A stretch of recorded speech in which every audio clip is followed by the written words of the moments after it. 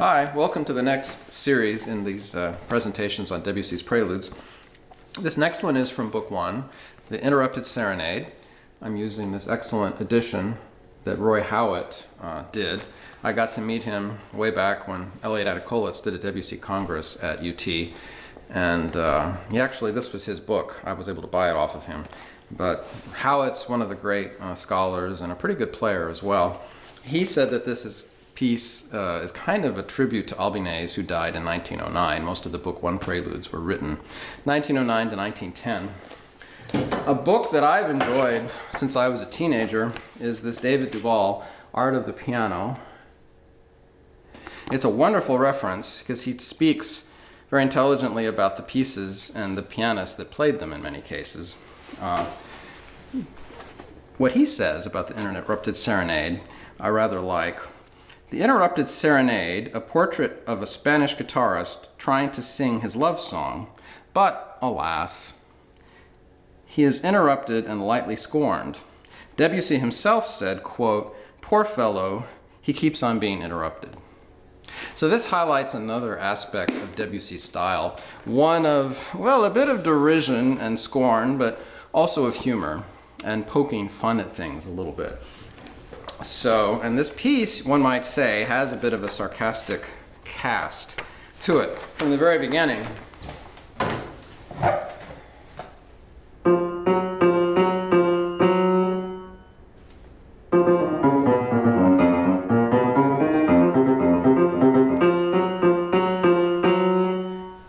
That's quite a beginning, isn't it? We've gone rather far from the girl with the flaxen hair or even the first Delphic dancers at the beginning.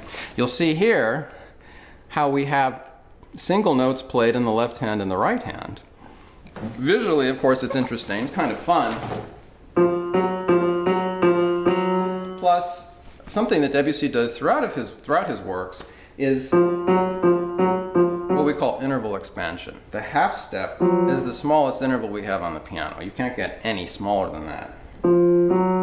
Half step, that's a whole step. Scales are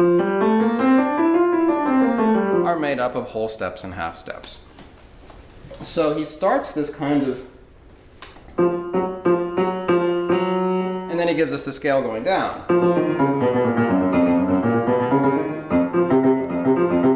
Then he gives us fourths and fifths, as if to imply some kind of F. But then he repeats it. Debussy loves to repeat everything with his classical phrases.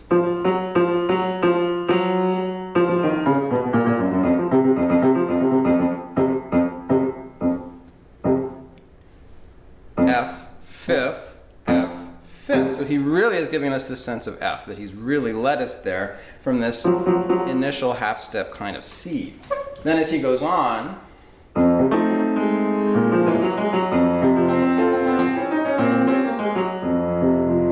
it does have a Spanish flair, doesn't it?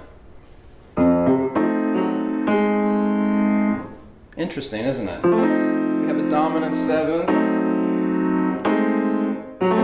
fully diminished seventh, then a triad with this added note. He's working with the dissonance. He's working with this somewhat biting sound. Also a very Spanish sound.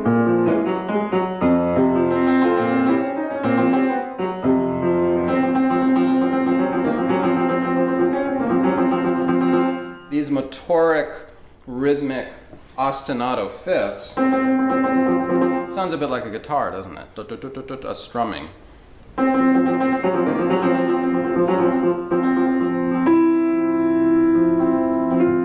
Then he comes in with a melody.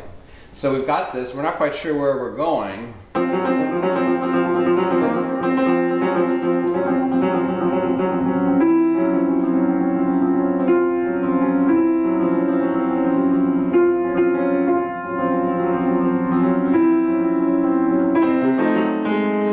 And so we do this F, E, F, E. It's a half step, actually. Rather plaintive. It's rather unsettled. It's like, where are we really going with this?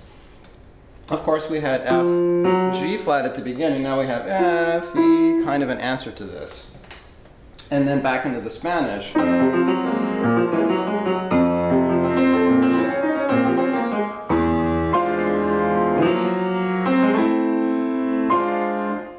the interruptions. You know, the guitarist must have gotten a bit off.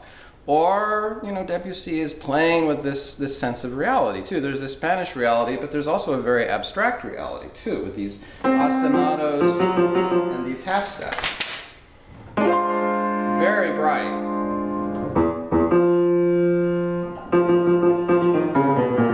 And he goes back into it. It's as if this takes us to another world, a brighter world, a distant, abstract world. And then E, F, the same E, F we had a minute ago, that half step. F, where do we go? We could go anywhere with the F, right? And then he goes back on. And then he goes below the scale, and then we get... So then this plaintive aspect goes on. He further develops it. We've had the introduction, and now...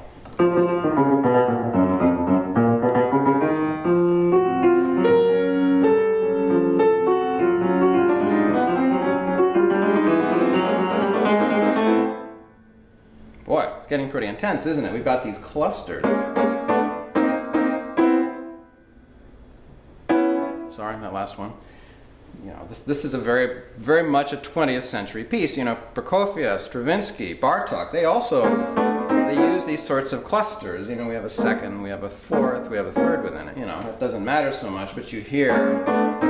Plus, it's rising in intensity this way, which really, you know, it's really pretty cool actually. And then we have the same plaintive melody, but at a higher pitch level, higher up on the piano. Or, you know, that's really it tears at the heart a bit. And then it goes on.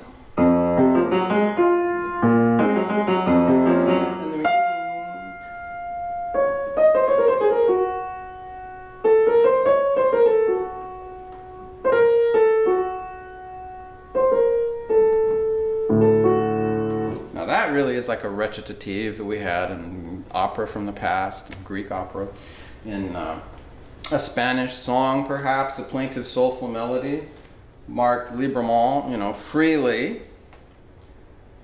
But then what happens, we change key signature. See, this is the librement, whoops, there we go. And then he changes key signature, and then suddenly we've left this realm of the F and the C. That's really D major. Interruption. Back again.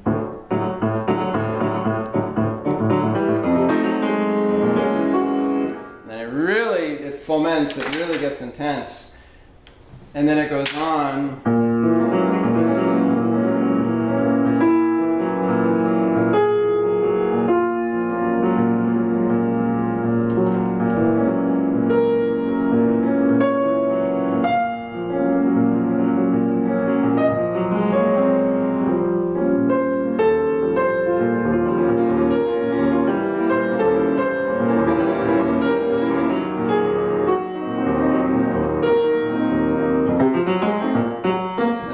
Spanish element, but there's really a soulful, pleading longing in this, and this is important because it comes throughout really all of Debussy's output. In La Mer, there's so much of this, dee da da da da dee da, like in the third movement of La Mer in the symphony. This sense of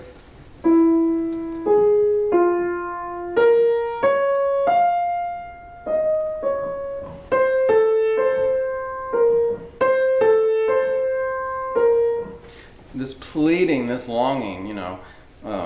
At one point, Debussy had written that he longed for the life of the sea, to be a sea captain, to be able to live there, that he would dream, like for instance with the Symphony La Mer, he did it completely from his imagination. And so this longing, I think, comes through here. Another interesting thing about Debussy was that he was in Spain once. He was with Madame von Meck, his Russian patron, who was also a patron of Tchaikovsky, back when he was 18, and he was in Arcachon on the French coast. By the way, that's a really interesting alluvial plain. Interesting old architecture, too, from the Victorian times. So he took the train, he went to San Sebastian, he watched a bullfight in the bullfight ring, which was right by the ocean. Right now, it's one of the most beautiful beaches I've ever seen. You know, aquamarine water. They've gotten rid of the bull ring. But because of this, he had this very vivid feeling of Spain. You know, other Spanish composers have commented how it's incredible how he had this flair for this Spanish element. So this piece, I think, combines several of Debussy's elements. You know, it has this half step that I talked about. It has the abstraction. And then it has this whole Spanish theme, which, interestingly enough, really must have made an impression on him when he was 18, because he didn't do too many pieces with these Spanish flavors, but he did a few. I may touch upon another one another day. And he created quite a fantastic sort of a dream sense in this piece as well.